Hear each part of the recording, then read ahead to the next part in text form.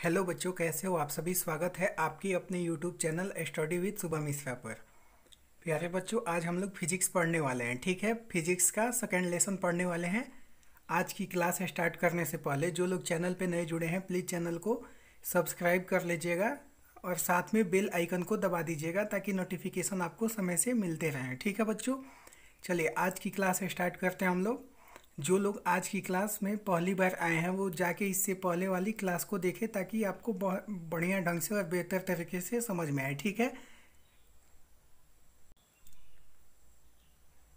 आज की क्लास में हम लोग गुरुत्वाकर्षण पढ़ने वाले हैं। ठीक है, लेसन 4 पढ़ने वाले हैं। पिछले क्लास में 3 लेसन पढ़ाया जा चुका है। ठीक है बच्चों, देखिए गुरुत्वाकर्षण होता क्या है।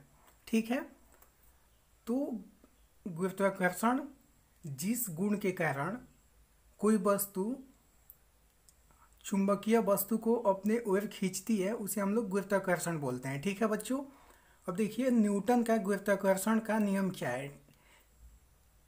तो देखिए किन्हीं दो पिंडों के बीच कार्य करने वाला आकर्षण बल पिंडों के द्रव्यमानों के गुणनफल के अनुक्रमानुपाती होता है तथा उनके बीच के दूरी के वर्ग के व्युत्क्रमानुपाती होता है। ठीक है, न्यूटन ने क्या बोला था कि किन्हीं दो पिंडों के बीच, ठीक है, कार्य करने वाले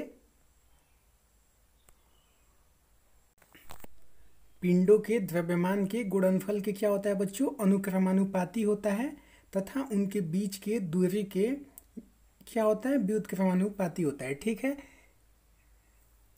एग्जाम में आपसे डेफिनेशन नहीं पूछे जाएंगे। ठीक है, और हम लोग इस सेशन में केवल वही पॉइंट डिस्कस करने वाले हैं जो किसी भी एग्जाम के लिए बहुत ही ज़्यादा इंपॉर्टेंट होने वाले हैं। ठीक है, इसलिए इसको छोड़ देते हैं। देखिए पूछ सकता है कि आकर्षण बल का व्यंजक क्या होता है। तो आकर्षण बल का व्यंजक होता है F=G m1 × m2/r²। ठीक है, इसमें कुछ खास नहीं है। चलते हैं आगे हम लोग। देखिए अगला पॉइंट, ये वाला पॉइंट इंपॉर्टेंट है, इसको ध्यान से आप लोग समझिए। ठीक है, देखिए गुरुत्व यानी ग्रेविटी क्या होता है।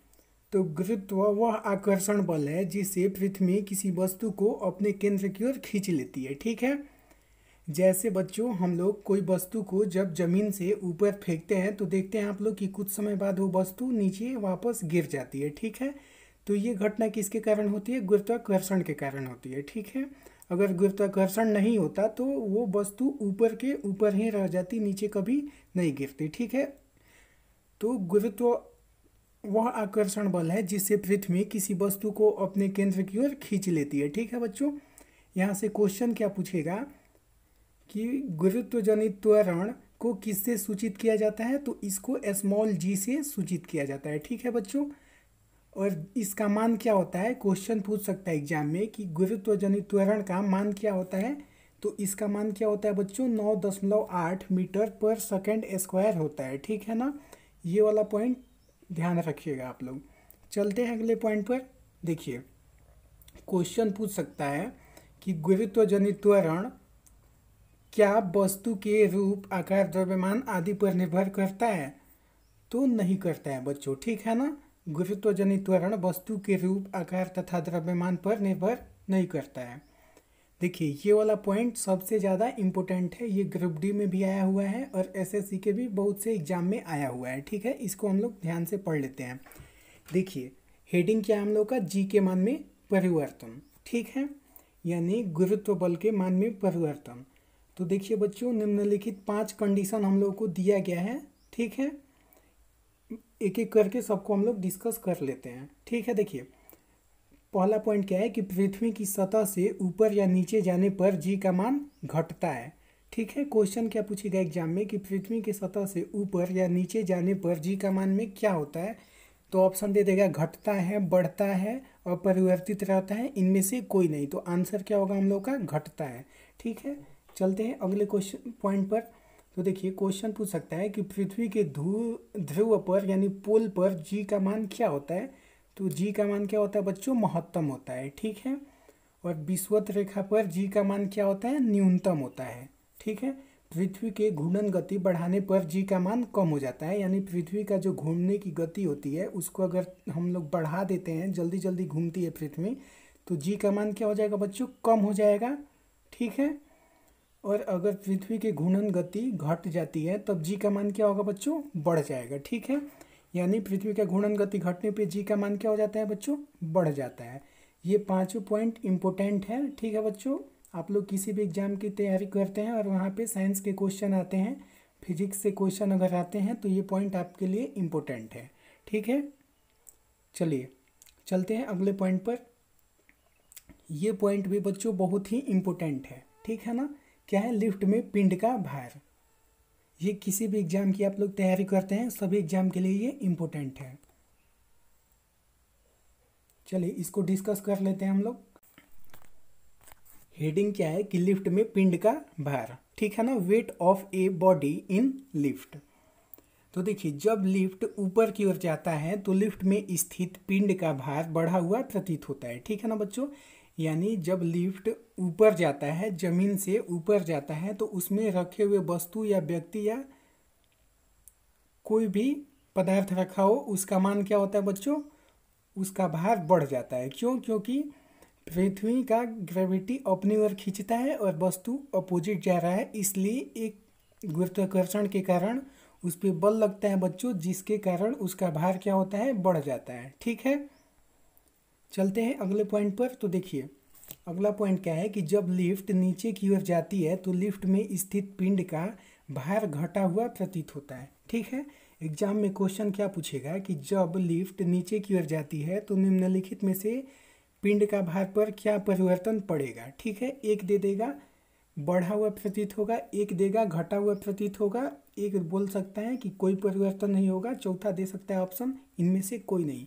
तो होता क्या है बच्चों, घटा हुआ प्रतीत होता है। ठीक है, चलते हैं अगले पॉइंट पर। देखिए, जब लिफ्ट एक समान वेग से ऊपर या नीचे गति करती है तो लिफ्ट में स्थित पिंड के भार में कोई परिवर्तन नहीं होता है बच्चों। ठीक है, अगला पॉइंट क्या है कि यदि नीचे उतरते समय लिफ्ट की डोरी टूट जाए तो वह मुक्त रूप से पिंड की भांति नीचे गिरती है और ऐसी स्थिति में लिफ्ट में स्थित पिंड का भार शून्य हो जाता है। ठीक है, यह भारहीनता की स्थिति है। यानी बच्चों, अगर लिफ्ट से कोई वस्तु या कोई व्यक्ति ऊपर जा रहा है और अचानक लिफ्ट की डोरी टूट जाती है और व्यक्ति या वस्तु अचानक गिरता है तो उसमें उसकी भार क्या हो जाएगा बच्चों, शून्य हो जाती है। ठीक है, चलते हैं अगले पॉइंट पर। अगला पॉइंट क्या है, देखिए, यदि लिफ्ट के नीचे उतरते समय लिफ्ट का त्वरण गुरुत्वजनित त्वरण से अधिक हो तो लिफ्ट में स्थित पिंड उसकी फर्श से उठकर उसकी छत से जा लगेगा। ठीक है ना, एग्जाम में क्वेश्चन क्या आ सकता है कि यदि लिफ्ट के नीचे उतरते समय लिफ्ट का त्वरण गुरुत्व त्वरण से अधिक हो तो लिफ्ट में स्थित पिंड का भार क्या होगा या उसमें क्या परिवर्तन होगा, तो वह वस्तु या वह व्यक्ति फर्श से, लिफ्ट के फर्श से उठकर उसकी दीवार से जाकर लगेगा, यानी उसके छत से जाके टकरा जाएगा। ठीक है, चलते हैं अगला पॉइंट पे। अगला पॉइंट है बच्चों कि ग्रहों की गति से संबंधित नियम। ठीक है, एक तो यही क्वेश्चन यहाँ पे बन जाता है आपका कि ग्रहों की गति यानी ग्रह अपने अक्ष पर घूमते हैं, इसकी जानकारी किसने दिया था बच्चों, तो इसकी जानकारी किसने दिया था, केपलर ने दिया था। ठीक है ना, यानी केपलर ने बताया था कि ग्रह अपने अक्ष पर घूमते हैं। ठीक है, क्या बोला था कि प्रत्येक ग्रह सूर्य के चारों ओर दीर्घवृत्ताकार कक्षा में परिक्रमा करता है तथा सूर्य ग्रह की कक्षा के एक फोकस बिंदु पर स्थित होता है। ठीक है, चलते हैं अगले पॉइंट पर। देखिए, अगला पॉइंट क्या है बच्चों कि सूर्य से अधिक दूर के ग्रहों का परिक्रमण काल भी अधिक होता है। ठीक है ना, यानी जो ग्रह सूर्य से जितना दूर होगा उसका परिक्रमण काल भी उतना ही ज़्यादा होगा। ठीक है, अब देखिए, सूर्य के निकटतम ग्रह बुध का परिक्रमण काल 88 दिन है, जबकि दूरस्थ ग्रह वरुण का परिक्रमण काल 165 वर्ष है। ठीक है बच्चों, आगे आप लोग को बताया जा चुका है बच्चों कि सूर्य से अधिक दूर होने पर ग्रह का परिक्रमण काल क्या होता है, बढ़ता है। ठीक है, तो क्वेश्चन एग्जाम में पूछ सकता है कि बताइए सबसे अधिक परिक्रमण काल किस ग्रह का होता है, तो उसका आंसर क्या होगा, वरुण यानी नेपच्यून का होगा। और पूछ सकता है कि सबसे कम परिक्रमण काल किस ग्रह का है, तो उसका क्या हो जाएगा आंसर, बुध का होगा। ठीक है, चलते हैं अगले पॉइंट पर हम लोग। देखिए, अगला पॉइंट क्या है कि IAU ने यम को ग्रह की श्रेणी से निकाल दिया, इसलिए अब दूरस्थ ग्रह क्या है बच्चों, वरुण है। ठीक है ना, यानी नेपच्यून सबसे दूर का ग्रह है सौरमंडल का। ठीक है, सौरमंडल में के विषय में हम लोग डिटेल में ज्योग्राफी में पढ़ेंगे। ठीक है बच्चों, अभी फिजिक्स में है तो उतना ही पढ़ेंगे जो इम्पोर्टेंट है। ठीक है, देखिए अगला पॉइंट क्या है बच्चों, पृथ्वी के तल के अति निकट चक्कर लगाने वाले उपग्रह की कक्षीय चाल लगभग 8 किमी पर सेकंड होता है। ठीक है ना, यानी जो ग्रह पृथ्वी के नज़दीक में चक्कर लगाते हैं, ठीक है, उस उपग्रह का कक्षीय चाल कितना होता है बच्चों, 8 किलोमीटर पर सेकंड होता है। ये एग्जाम में क्वेश्चन पूछ सकता है, इंपॉर्टेंट पॉइंट है, इसलिए इसे आप लोग याद कर लीजिएगा। ठीक है, चलते हैं आगे हम लोग। देखिए अगला पॉइंट है कि उपग्रह का परिक्रमण काल भी केवल उसकी पृथ्वी की तल से ऊंचाई पर निर्भर करता है। प्यारे बच्चों, आप लोगों को पता होगा कि पृथ्वी का एकमात्र उपग्रह क्या है, चंद्रमा। ठीक है, और आप लोग को एक कंसेप्ट ये भी पता होगा कि जितना ज़्यादा दूरी हम लोग तय करेंगे उतना ज़्यादा समय लगता है बच्चों। ठीक है ना, यानी कम दूरी तय करना होगा तो कम समय लगेगा, ज़्यादा दूरी तय करना होगा तो ज़्यादा समय लगेगा। ठीक है, बस यहाँ पे भी यही कंसेप्ट चलता है, क्या है कि उपग्रह का परिक्रमण काल भी केवल उसकी पृथ्वी तल से ऊंचाई पर निर्भर करता है। यानी ग्रह दूर होगा तो ज़्यादा समय लगेगा, कम होगा तो कम समय लगेगा। ठीक है ना, उपग्रह का परिक्रमण काल उसके द्रव्यमान पर निर्भर नहीं करता है। ठीक है, यानी उपग्रह का परिक्रमण काल जो है उसके द्रव्यमान पर निर्भर नहीं करता है, यानी कितना भी वजन का वस्तु हो उसका परिक्रमण काल उसके वजन पर निर्भर नहीं करता है। ठीक है, देखिए अगला पॉइंट है कि पृथ्वी के अति निकट चक्कर लगाने वाले उपग्रह का परिक्रमण काल 1 घंटा 24 मिनट होता है। ठीक है ना, यानी पृथ्वी के सबसे निकट जो उपग्रह है उसको एक चक्कर लगाने में 1 घंटा 24 मिनट का समय लगता है। ठीक है, चलते हैं नेक्स्ट क्वेश्चन पे, ये पॉइंट भी इम्पोर्टेंट होने वाला है। ठीक है, तो ध्यान से आप लोग देखिए। अगला पॉइंट क्या है, पलायन वेग। ठीक है ना, एस्केप वेलोसिटी। पलायन वेग क्या होता है बच्चों, तो पलायन वेग वह न्यूनतम वेग है जिससे किसी पिंड को पृथ्वी की सतह से ऊपर फेंक देने पर वह गुरुत्वीय क्षेत्र को पार कर जाता है और पृथ्वी पर वापस नहीं आता है। ठीक है, और पृथ्वी के लिए पलायन वेग का मान क्या होता है बच्चों, 11.2 किलोमीटर पर सेकंड होता है। ठीक है ना, ये पॉइंट इंपॉर्टेंट है, ये वाला पॉइंट उतना इम्पोर्टेंट नहीं है।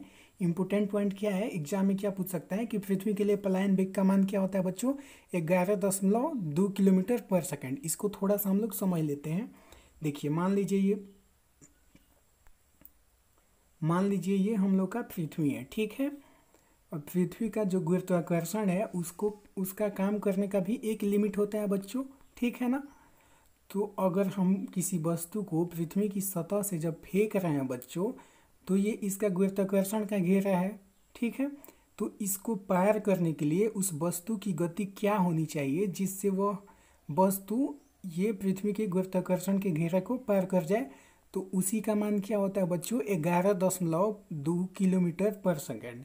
यानी 11.2 किलोमीटर पर सेकेंड के से ज़्यादा स्पीड से किसी वस्तु को हम लोग फेंकेंगे तो पृथ्वी का गुरुत्वाकर्षण उस वस्तु को नहीं रोक सकता है। ठीक है, चलते हैं नेक्स्ट क्वेश्चन पे हम लोग। देखिए अगला चैप्टर क्या है बच्चों, दाब। ठीक है ना, दाब यानी प्रेशर।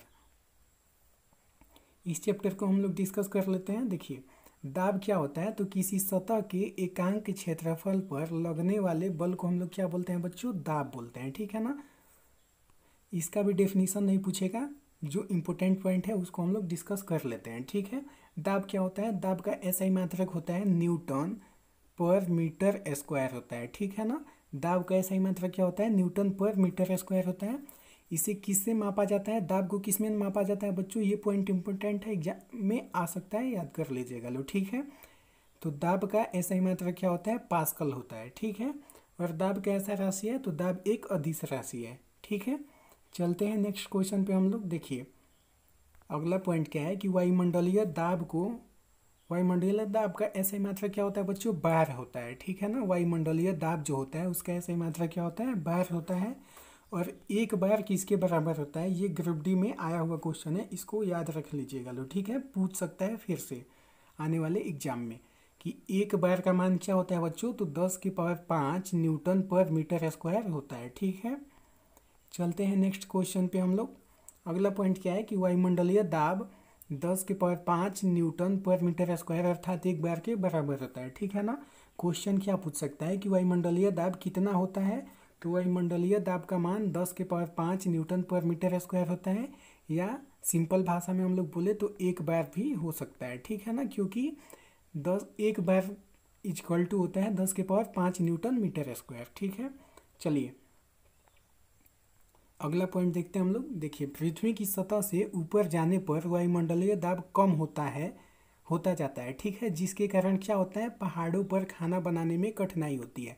आप लोगों को पता होगा कि पहाड़ पर खाना बनाने में बहुत ज़्यादा समस्या होता है। ठीक है, और वायुयान में बैठे यात्री के फाउंटेन पेन से स्याही रिस जाती है। यहाँ पर क्वेश्चन कैसे पूछ सकता है कि किस कारण के क्वेश्चन पूछेगा कि किस कारण से पहाड़ों पर खाना बनाने में कठिनाई होती है, तो इसका आंसर क्या हो जाएगा, वहाँ पर वायुमंडलीय दाब कम होता है। ठीक है, और अगला क्वेश्चन पूछ सकता है कि वायुमंडल में वायुयान यानी जहाज में बैठे यात्री के फाउंटेन पेन से स्याही क्यों रिस जाता है, तो इसका भी आंसर क्या हो जाएगा, वायुमंडलीय दाब के अभाव के कारण। ठीक है बच्चों, वायुमंडलीय दाब के अभाव के कारण ही प्लेन यानी जहाज में बैठे यात्री के फाउंटेन पेन से स्याही रिस जाता है। ठीक है, चलिए अगला पॉइंट चलते हैं हम लोग। ये भी इम्पोर्टेंट है बच्चों, इसको भी आप लोग याद रखिएगा। ठीक है, अगला पॉइंट क्या है, वायुमंडलीय दाब को बैरोमीटर से मापा जाता है। ठीक है, एग्जाम में क्वेश्चन आ सकता है कि वायुमंडलीय दाब को हम लोग किस में मापते हैं, तो वायुमंडलीय दाब को हम लोग बैरोमीटर से मापा जाता है। ठीक है, इसकी सहायता से मौसम संबंधी पूर्वानुमान भी लगाया जाता है। अगला पॉइंट है, बैरोमीटर का पाठ्यांक जब एकाएक नीचे गिरता है तो आंधी आने की संभावना होती है। ठीक है, क्वेश्चन क्या पूछ सकता है कि बैरोमीटर का पाठ्यांक जब एकाएक नीचे गिरता है, ठीक है, तो किसकी संभावना होती है, तो इसका आंसर क्या हो जाएगा, आंधी आने की संभावना होती है। ठीक है, चलते हैं अगले पॉइंट पर हम लोग। अगला पॉइंट है, बैरोमीटर का पाठ्यांक जब धीरे धीरे नीचे गिरता है तो वर्षा होने की संभावना होती है। ठीक है, एग्जाम में क्वेश्चन क्या पूछ सकता है कि बैरोमीटर का पाठ्यांक जब धीरे धीरे नीचे गिरता है तो क्या होने की संभावना होती है। ठीक है, तो उस कंडीशन में वर्षा होने की संभावना होती है। ठीक है, अगला पॉइंट क्या है कि बैरोमीटर का पाठ्यांक जब धीरे धीरे ऊपर चढ़ता है तो दिन साफ रहने की संभावना होती है। ठीक है, ये तीनों पॉइंट बहुत ही इम्पोर्टेंट है। चलते हैं आगे। अगला पॉइंट है द्रव दाब संबंधित पास्कल का नियम। ठीक है, सबसे पहले तो यही क्वेश्चन इम्पोर्टेंट है, एग्जाम में पूछ सकता है कि पास्कल का नियम किससे संबंधित है, तो द्रव दाब से संबंधित है। ठीक है, ये सीजीएल में आया हुआ क्वेश्चन है। चलते हैं अगले पॉइंट पर। देखिए, पास्कल के नियम का प्रथम कथन क्या है, यदि गुरुत्वीय प्रभाव को नगण्य माना जाए तो संतुलन की अवस्था में द्रव के भीतर प्रत्येक बिंदु पर दबाव समान होता है। ठीक है ना।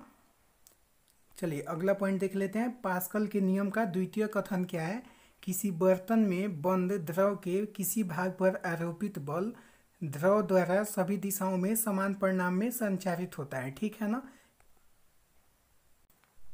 यानी किसी बंद बर्तन में द्रव भरा है, ठीक है, तो उस पर जब बल लगाया जाएगा तो ये बल बराबर बराबर पूरे द्रव में लगेगा। ठीक है, चलते हैं अगले पॉइंट पर। अगला पॉइंट क्या है, पास्कल के नियम पर आधारित कुछ यंत्र।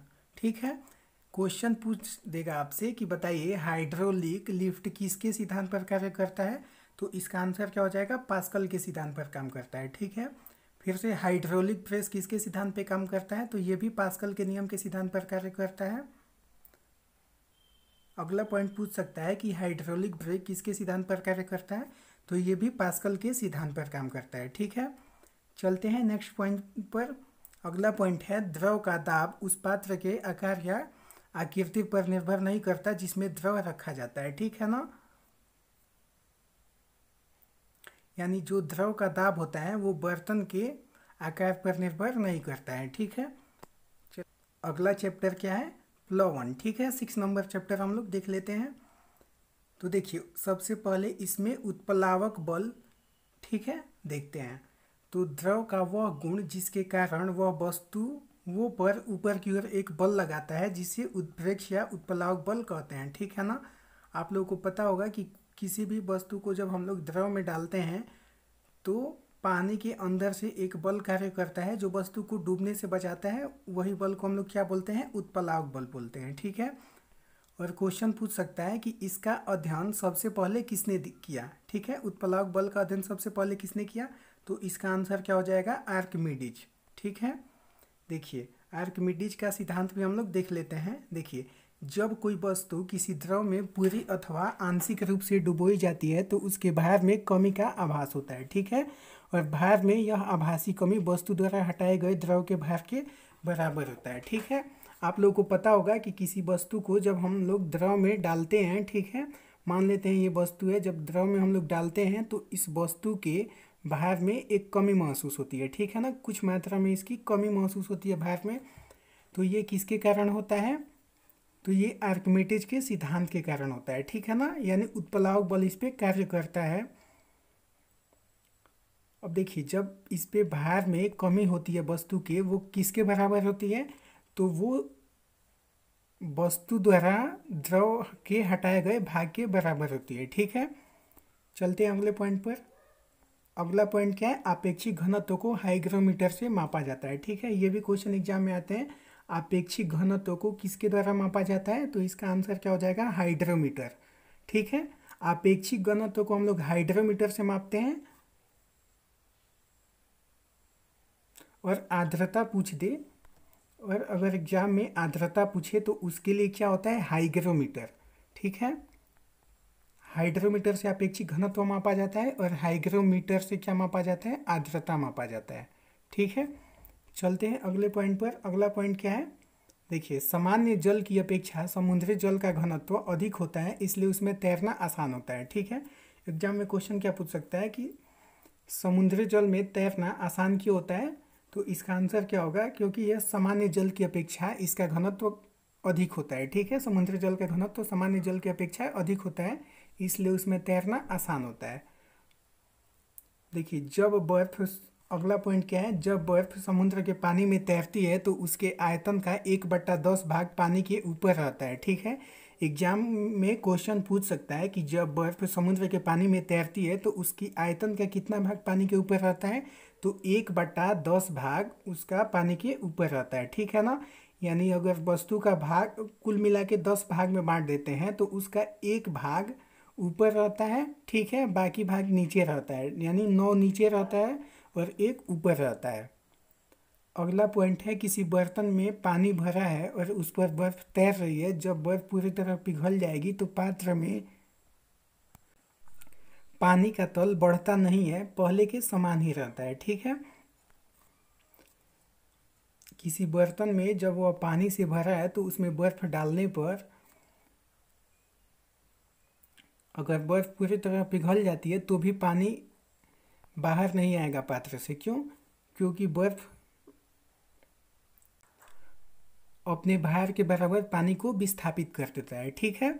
इसलिए ये क्वेश्चन एग्जाम में आया हुआ है कि किसी बर्तन में पानी भरा है और उस पर बर्फ तैर रही है, जब बर्फ पूरी तरह पिघल जाएगी तो पात्र में पानी का तल बढ़ता है, पानी के तल में क्या परिवर्तन होगा, ठीक है। तो इसका आंसर क्या होगा कि अपरिवर्तित रहेगा, यानी पानी के तल में कोई चेंजिंग नहीं होगा, पहले के समान ही रहता है, ठीक है। देखिए अगला पॉइंट क्या है कि दूध की शुद्धता किस में मापी जाती है, तो दूध की शुद्धता लैक्टोमीटर यानी दुग्ध मापी से मापते हैं, ठीक है। ये भी पॉइंट इंपॉर्टेंट था। चलते हैं अगले पॉइंट पर।